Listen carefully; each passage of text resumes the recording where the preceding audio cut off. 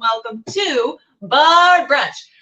It is the week before Thanksgiving, and I'm already making Thanksgiving food for my entire household, which is just 2 people, but still.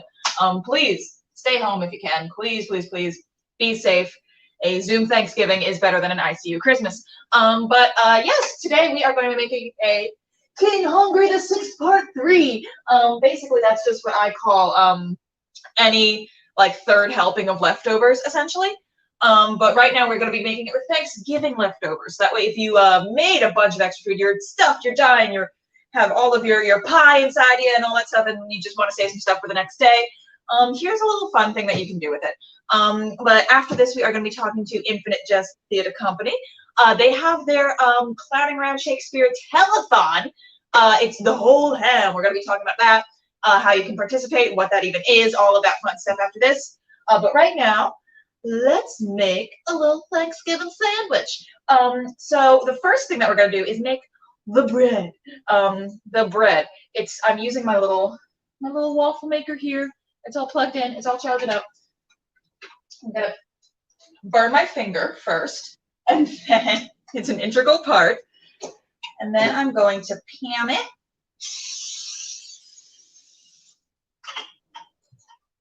Pan means love. All right, so I have my leftover mashed potatoes here, and what I'm going to do, where's my spoon? I put my spoon in the sink.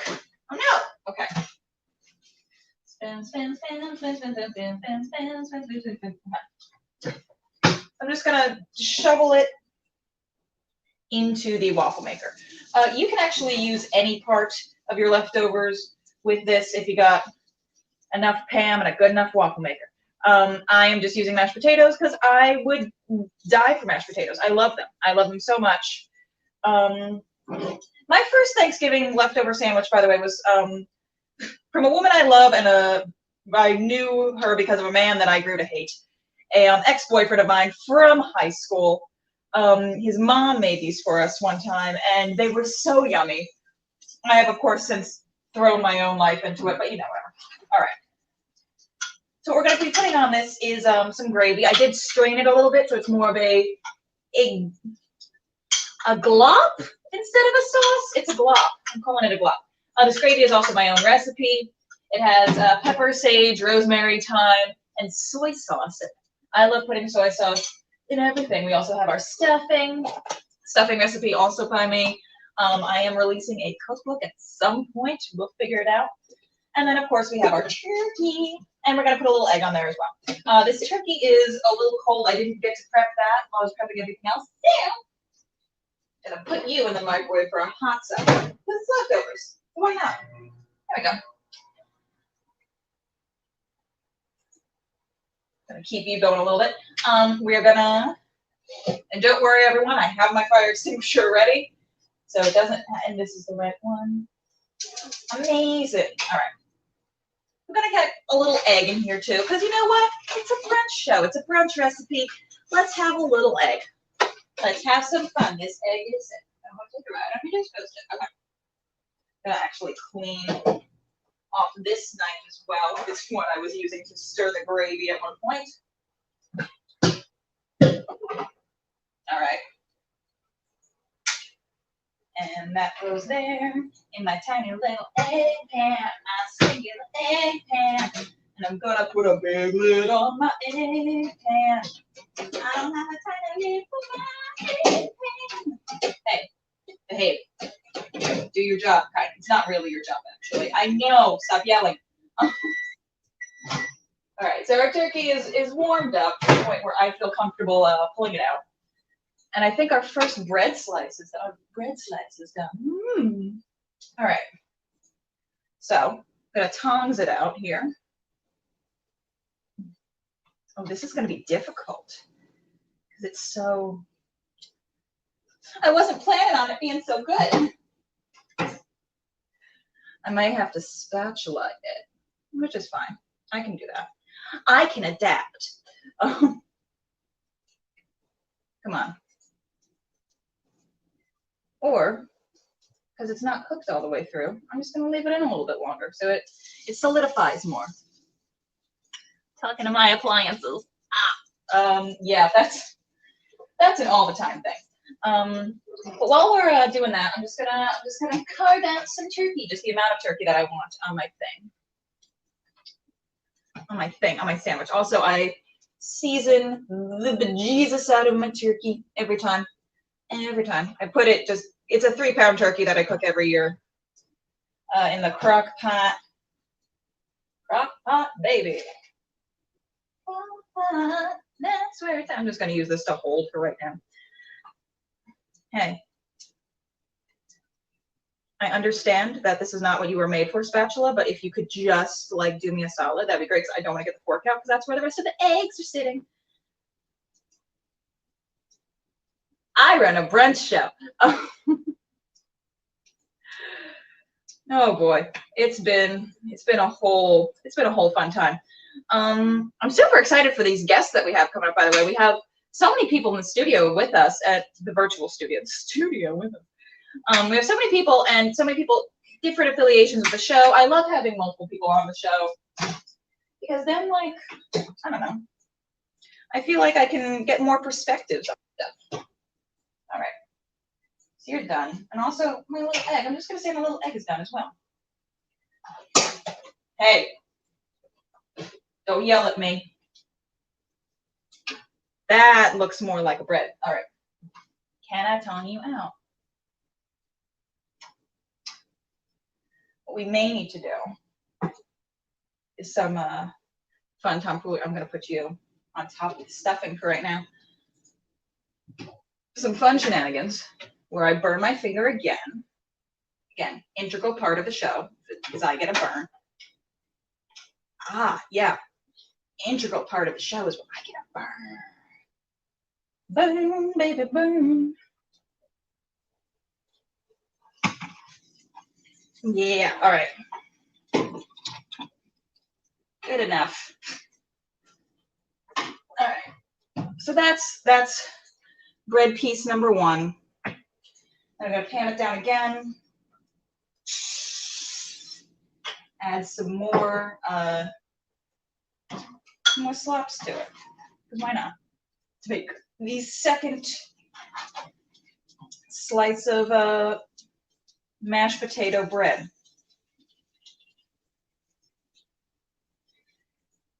I have these recipes like planned out in my head and in my heart like months before the show starts. Like I have recipes planned out through March of next year. Do I test them ever in advance? Rarely. Whoops. So you can see also most of the mashed potatoes are gone at this point. But on those first slices here, we take some of our gravy, which again, I just made a little thicker by removing some of the juice from it, like reverse straining it. So that's like this. You just paint it. You paint it all pretty. Look at the Bob Ross photo. So it's like that. All right. That's what we're doing right now. And then we have our turkey. That's just a big old slab of turkey right here. Our stuffing. I make my stuffing a little sweeter than some people do.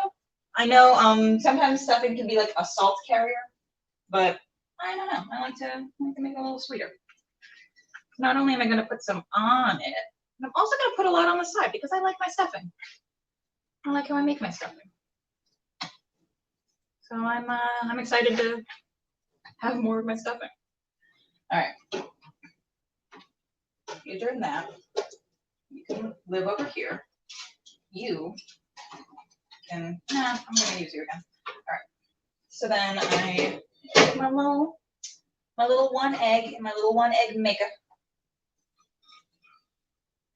That is going to go upside down. So that way it's more of a flat top, and also the yolk gets onto more of the ingredients. So it's not just like yolk at the top and then like nothing. I hate like sandwiches that do that. Sandwiches that like burger sandwiches where the yolk is on top because I want to make it look like an egg, but then like it's just yolk at the top and then like it doesn't get down into anything else. So what is the point, good sir? All right, more gravy goo. All right. More gravy goo. We're almost done. And then I'm gonna move over to my little area. Also, hang on, we're doing this on a phone and we got a text. All right, so let's check out our final potato slice. Almost ready. As I'm pushing things to the side to be cleaned up later, I'm gonna try and put these eggs away. It is always a bit of a Cirque du Soleil challenge to put some stuff away during this because my tripod is set up in a, I'm very close to the camera. There we go. All right. So I'm just gonna say you're done right now. I'm gonna get on with this interview. Great. Okay. Do I have something to hold you with so I don't burn myself?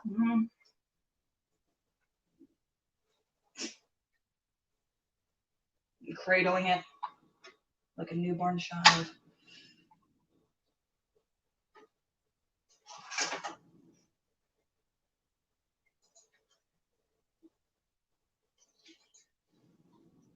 Yeah. Oh yeah. That it works to the best of my ability, and that's what I care about.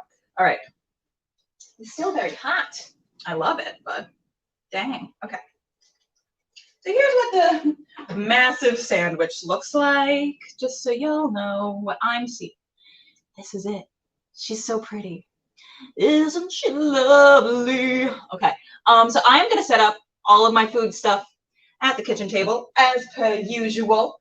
While I'm doing that, we have a little preview of who we're gonna be talking to, what we're gonna be talking about, all that stuff. Please enjoy. Yum.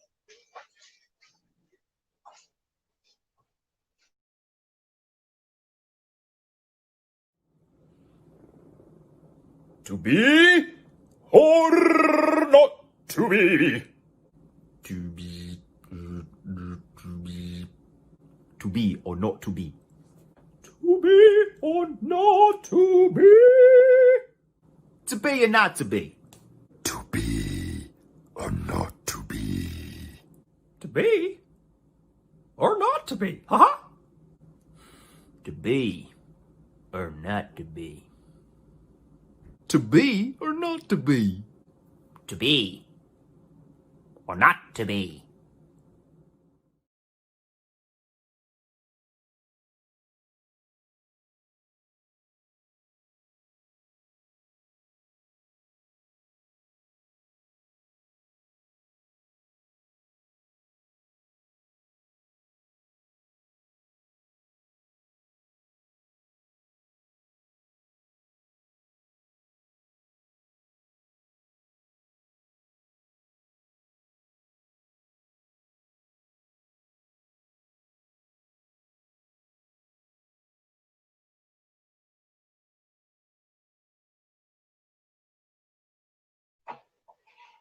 We love it to be or not to be here on this show, as we all know. Please, everyone, welcome a whole bunch of awesome people from Infinite Jest Theatre Company. Yay! Hello, everybody. How are we doing today? Great. Good. It's early for us. It's still just after 10 here, so we're a little behind you and now really hungry. I'm really hungry. I'm feeling better now that I know that I can put mashed potatoes in a waffle maker. Thank you. It's a great time. I love it. Please, let's go around just clockwise and tell the audience who you are and how you're related to the company. Okay, so I am Colette Rutherford. I am the founder of Infinite Jest Company Theater Company, and I am also the director for our Clowning Around with Shakespeare event. Hi guys, I'm Katie Rodriguez. I'll be playing Ophelia. Hi, I'm Melody Rivers, and I'm probably Infinite Jest's newest member, and I'll be co-hosting with Samantha Barrios, whose idea this telethon was.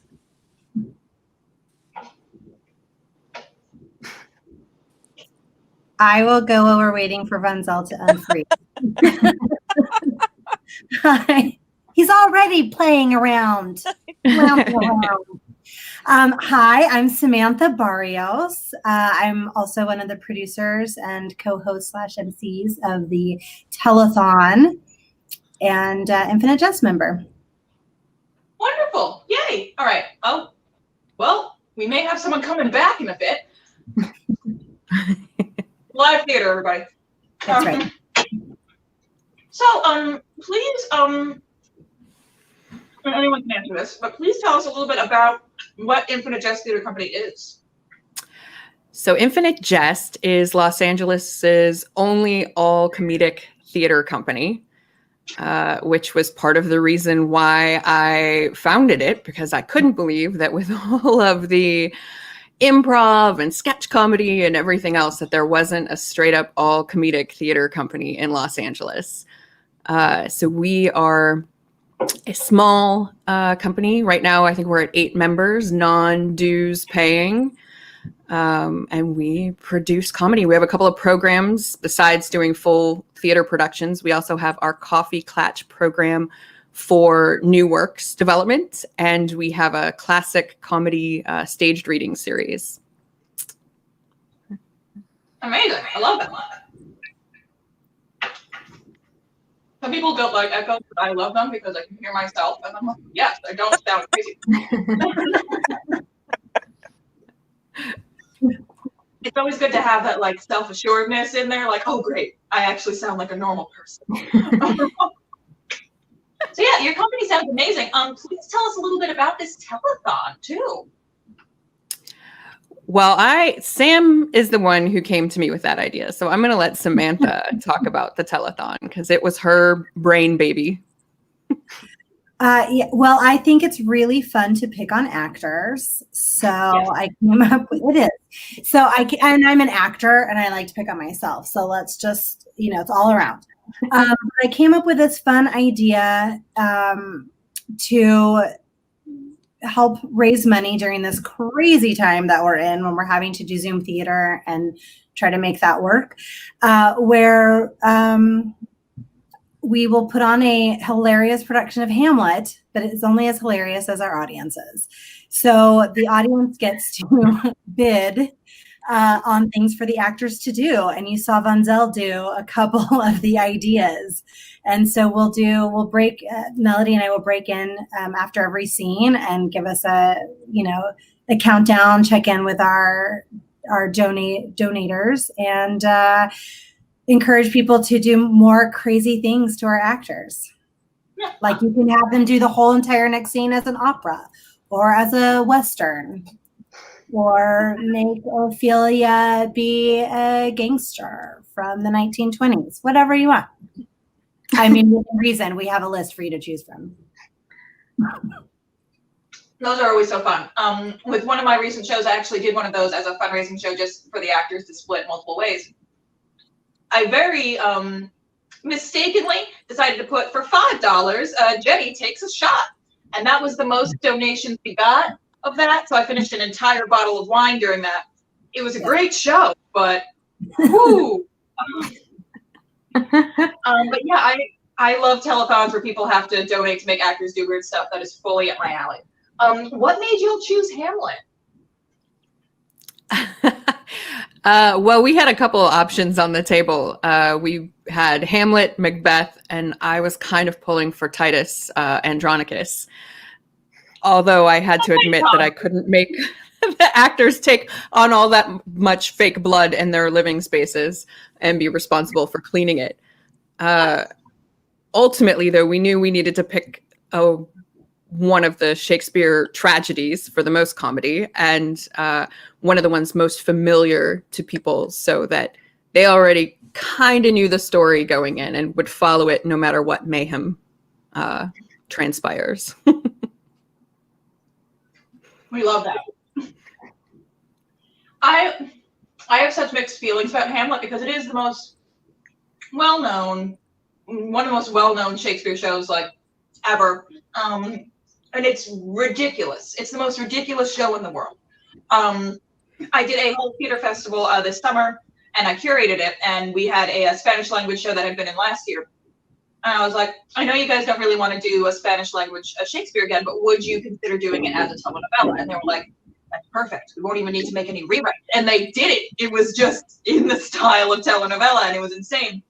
So I have a very interesting relationship with Hamlet in that I'm just like, I'm about it, but like not for the reasons that people are usually about it. In fact, one of my things is any man who identifies with Hamlet specifically is also along the lines of a man who identifies with the Joker from the Joker movie a few years ago. Like, maybe don't. Maybe don't. I'm adding that to my test. That's a great question.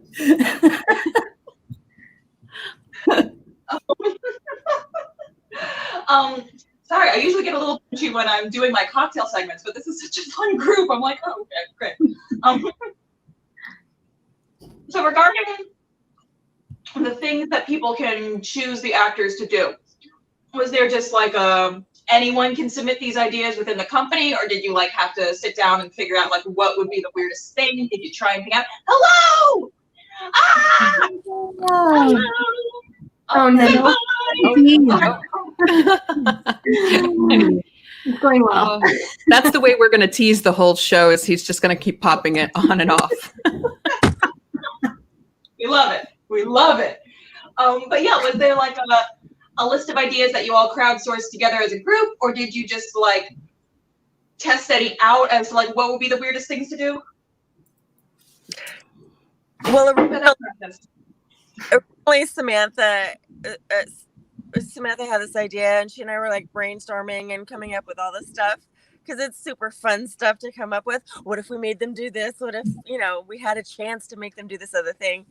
And then we all brainstormed about it and with an Infinite Jest meeting, and then I shot out a menu, and we're all deciding on these things that would be fun to see.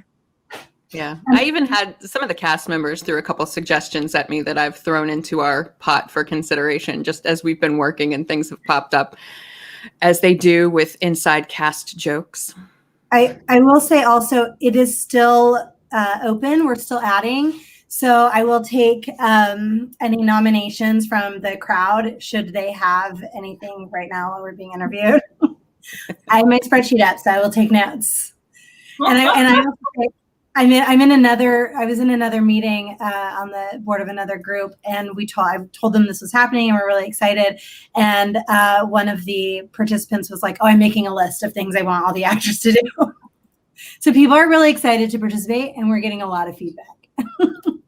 Amazing! I love that. And telenovela is definitely on the list. Yes. It really lends itself well. Ophelia, are there any subjects that you're really hoping the audience brings up for y'all to do? Well, one of the original things that was prompted to me of something that may happen is doing the mad scene as Britney Spears, and I would live for that. As a longtime fan, it may not be the best Britney Spears rendition, but in my heart, it'll be full of love. So it'll be a Britney Spears rendition, and that's what matters. Okay, but in my soul, I'll know it's for Britney. She's not dead. I don't know why I did that. For Britney. Seemed weird pointing to the sky. I'm sorry. She's all around us. She is. Everywhere. So I know we've all had to make these shifts to online digital formats and all. Leave Britney alone. No, don't. I mean, leave actual Britney alone, but like bring her into this, please. But is there I know that everyone had some shifts into like, okay, are we going to wait out this pandemic? Okay, now the pandemic is lasting forever. What was the thought process behind not only taking this digital, but also making it like a telethon? Oh, that's a great question. I think the idea has been percolating in my mind for a while. I don't think I needed it to be in the pandemic. I think I've been trying to find ways to make theater more of an event. Sounds weird because it's already an event, but where people will want to go, because as everybody knows, we're having a hard time before this. We were having a hard time getting audiences in to see things unless it was Hamilton. So, and then also if you're doing any kind of classical piece, that's always a challenge as it is. So I think it was always in my brain of like, what would be a fun thing for us to do? And like, I wanted to do an Into the Woods show where you don't know what part you're playing until you get there. So like, I'm always thinking of these bizarre things to do. And then pandemic hit and I was like, oh, you know what would be fun? People are sitting around for hours not doing anything, as we all learned for the Stephen Sondheim birthday bash, where we all just sat there for hours waiting for it to start because we had nothing else to do. And I was like, great, they can come online and watch a production of Hamlet and come up with things for the actors to do for 9 hours. That'll be fine. They have nothing else to do. So unabridged, I'm guessing. But good. That's fantastic. Were there any hurdles that have you been rehearsing this, or is this going to be a reading? Oh no, we've been rehearsing for a few weeks now. Rehearsing it as Hamlet, right? Like I'm directing it as Hamlet, but for the one performance we're doing, the actors aren't going to get to play it that way because they're going to have all these improvised bids from the audience members to make them do silly and horrendously embarrassing things. Is there any hurdles that all of you, obviously there's hurdles with any virtual production, but was there any hurdle that you weren't expecting to come across that all of a sudden you were like, oh, now we need to deal with this? So no. No, because I think like we started this, when did we start rehearsing? We started rehearsing at the beginning of October. So at that point, I think we've all seen so many online virtual world theater productions that we've kind of had like an idea of what's going on and what the hurdles are, rehearsing in Zoom and people's internet dropping out and sound quality or this, that, or whatever. So far it's been pretty much what we expected. Night of show, that's a different story, I'm sure. Is there anything working better in this digital format? What was the question? Is there anything working better in this digital format than like if you were doing an onstage production? I would say here in Los Angeles, not having to drive an hour to get to rehearsal one way has probably been fantastic for everyone involved, whether that's on the producer side in our meetings or for the cast. Yeah. I was literally thinking that same thing. I don't have to get in the car. So one thing I always ask all of my guests, and every single one of you can answer this, we all have our onstage horror stories, and we're hoping that, this show, of course, that you're doing right now, could be a bit of a onstage horror story at some point, because you don't know what's going to happen. But just as a fun bonding experience, I always like to hear about what's something that went horribly wrong on stage, either something that the audience didn't notice and like you were all panicking backstage, or something that the audience very much did notice. One of mine that I always talk about is during a production of Tempest that I was in back in 2018. Our Ariel, she was wonderful and she was flitting all over the place. She fell through a stage cube during a moment, and we had put like these big like tarps on the stage cubes anyway to try and make them look like a brick backdrop because it was a black box theater. But she fell right through the stage cube as she was making a big storm thing.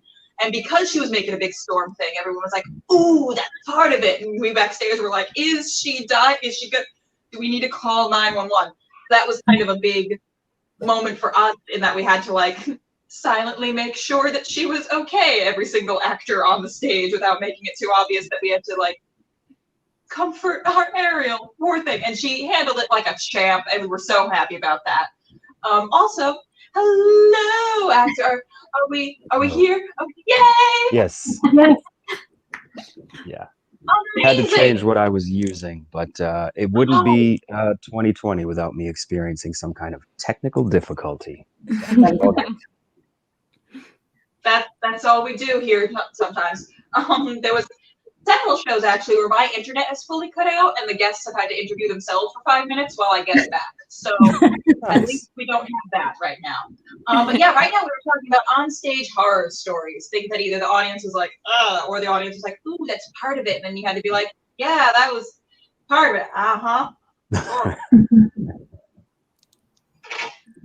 Everyone feel free to answer this. I have several, so I'll let whoever else has some go first.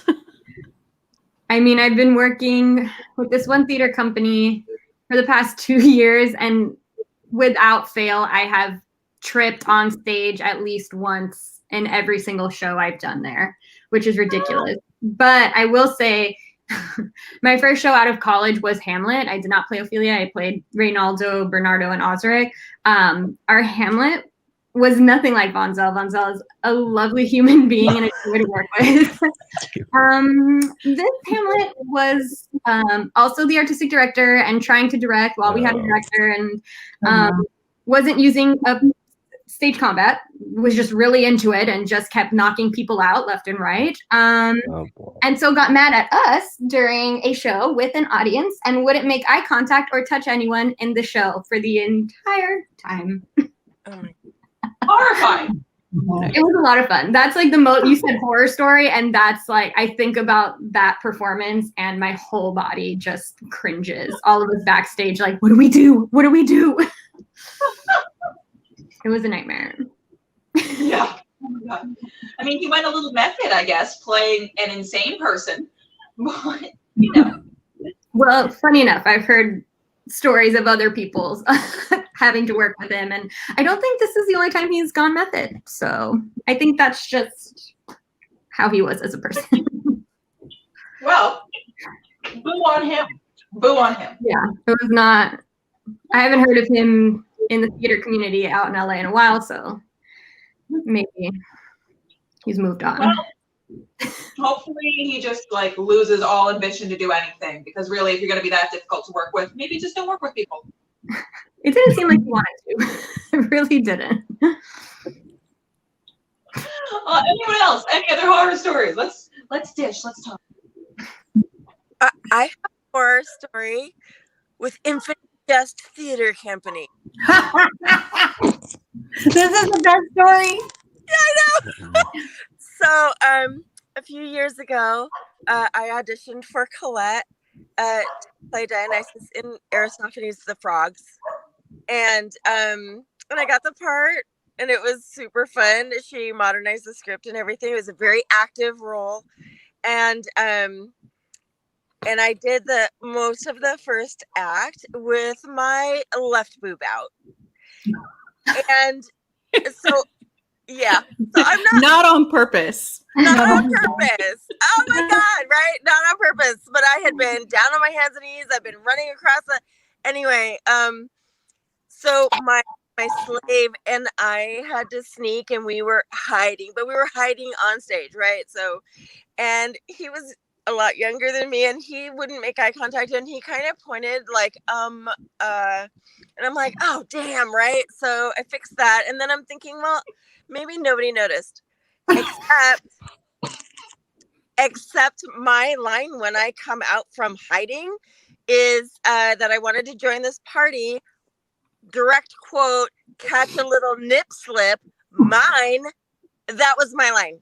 So I say that thinking like, well, maybe nobody noticed, and everybody noticed. Like you could totally tell, like they thought I ad-libbed that line. And it was really, I mean, It was comedy gold, but we all felt really bad for you. We did. You got okay. I don't have a whole lot of modesty. It was really not a big deal. My only concern was, oh my God, everyone was looking at that and not listening, or like not enjoying the play, right? They were just all sitting there going like, is that supposed to be out, or like is that part of it? Because she's supposed to be wasted, so maybe you're, anyway. It's Greek. It's Greek. There's lots of nudity. Yeah, it was It's true. thematic. You've been part of it. Yeah. To follow up on that, one of my horror stories, actually, Melody, I was in a high school performance of Hello, Dolly. And I went to high school in the Bible Belt, the mountains of North Carolina, at a very small high school, right? And the big show-stopping Hello, Dolly number, my dance partner went down on his wrong knee. And so in order for me to finish with, my hands wide sitting on his knee, I had to twist like funnily in order to make that sit. And my, the bodice part of my dress was a Velcro fashion. So when I threw my arms wide and twisted, it went, and I was dead center of the stage and I had to hold it while the curtains slowly closed. Oh my God. Hello, Dolly. That was great. It was Hello, Dolly. Oh my gosh. In high school, that's mortifying. In high school. Oh, That's worse than high school. no. I don't condone violence, but I did promptly smack my dance partner and tell him he went down on the wrong knee as I, fastened myself back up and walked away. I wasn't embarrassed. It was more just like, oh, really? Yeah. You both are you stronger were women saying than I. Anyone else? I don't have anything to top like that. No pun intended. Yeah. But I will say I was in a production of A Midsummer Nightmare, Night's Dream, and the entire thing was a nightmare. And I will tell you, this is the red flag. I went in, I was replacing an actor, and I went and I had photocopied. This is back in the day. Totally aging myself. I photocopied the script from the Riverside Shakespeare, as a good little actress does. And I walked in and the director says, here's your script. And I said, oh, that's okay. I already have it. And he said, oh no, I made rewrites. And I thought he meant cuts. He meant rewrites. That is correct. He changed the name, like Lysander became Luke. I know you guys are going, but I know. Yeah. And I played Mustard Seed, which was no longer a fairy, but a member of a country western band, touring band. Oh my As God. you And the show was so bad. You guys, it was so bad that we went around and took down the posters around town. And here's the best part, though, and this is the silver lining, which I just realized was a silver lining about a month ago. My friend, I was in high school, and my friends were like, Sam is mortified to be in the show. She's so embarrassed. She's not telling anybody about this. Let's tell everyone. And so everybody came, every performance, truckloads of young high school students came to watch my mortification. Some multiple times, because they thought this was the most hysterical thing they'd ever seen. And about a month ago, I realized, oh my gosh, this is actually wonderful. And he probably was brilliant, because people actually came, like young kids, teenagers, came to see this Shakespeare. Like, for 2 weekends. Like, that's pretty great. And they were exposed. I mean, most of the lines were, I'd like 85% of the lines were the same. So that's good. They were exposed to verse, at least.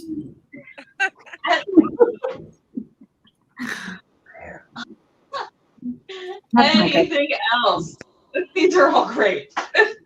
But it sounds like every production I've ever been in is perfect, because I mean, yeah, it's not perfect. I don't have any extreme horror stories. Not really. At least not on the Not stage. yet. There was, yeah, yes, not yet.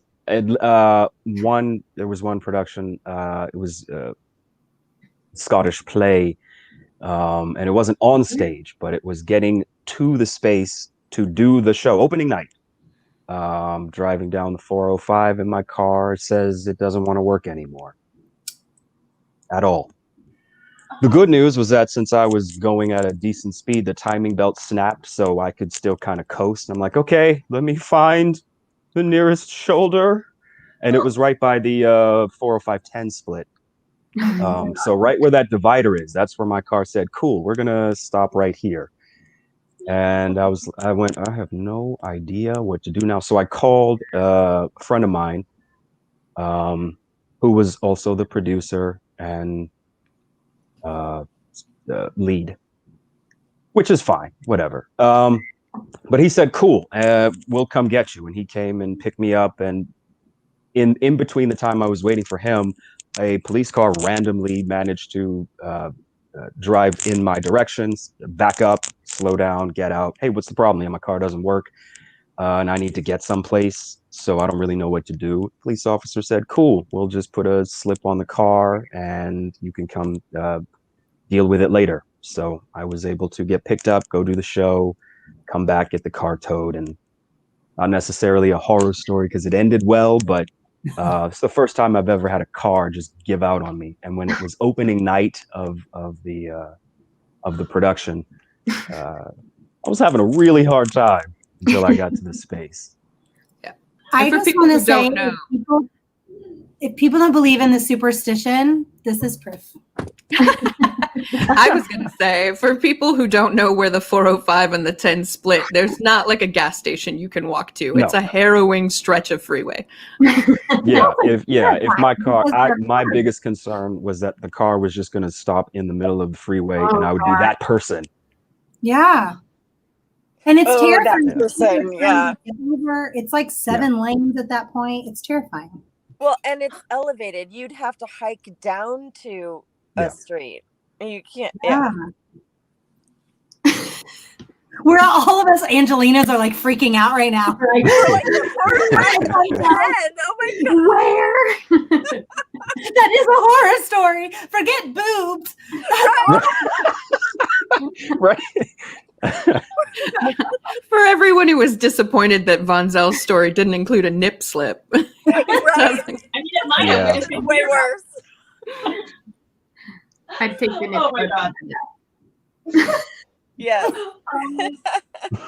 Is there anything else you want our audience at home to know about your upcoming show? We posted the link in the comments and it's scrolling at the bottom, but is there anything specific, any specific parts of the website you want people to visit? Anything that you want people to really do? Any general information? Yes. When you go to the website, which is nicely scrolled across the bottom for a while now, Infinite Jest Theatre with an R-E, company.org.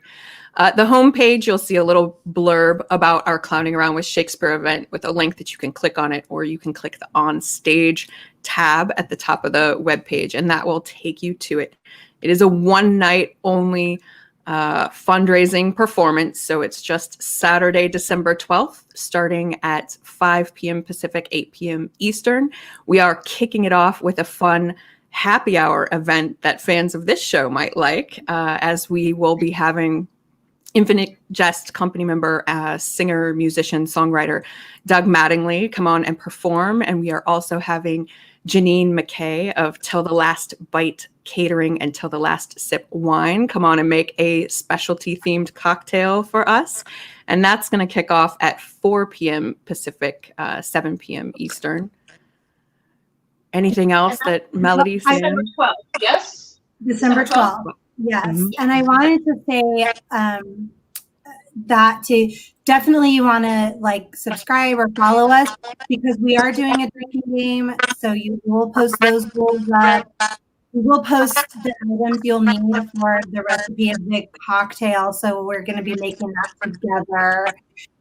So we'll have a little, we are going to add a little pre-bidding just before we go live, and so you want to jump on that because there's not going to be a lot of oxygen. So if you want to be the first one, you want to pay attention to that. So follow us. You don't want to miss out. Awesome. Are there any other virtual productions that y'all are doing? We just finished up a series of partnership staged readings with the Alliance of Los Angeles Playwrights. 2 of those are available in the video section on our Facebook page if you want to watch them. The very funny Snow White from Queens by Diana Lee Woody, which I directed, and great little, it's 2 of them together. A Christmas Presents, which is a 10-minute play by Felix Rosellis, and Guilty Pleasures by Ken Levine, which is a Noel Coward-esque romantic comedy, which Melody directed. Amazing. And my final question before I send y'all to go take a nap, because y'all were very, very early and prompt with me, and I love that so much. They were all in California, everybody watching on if anyone's struggling to do any sort of online theater right now, what advice do you have for them to keep creating?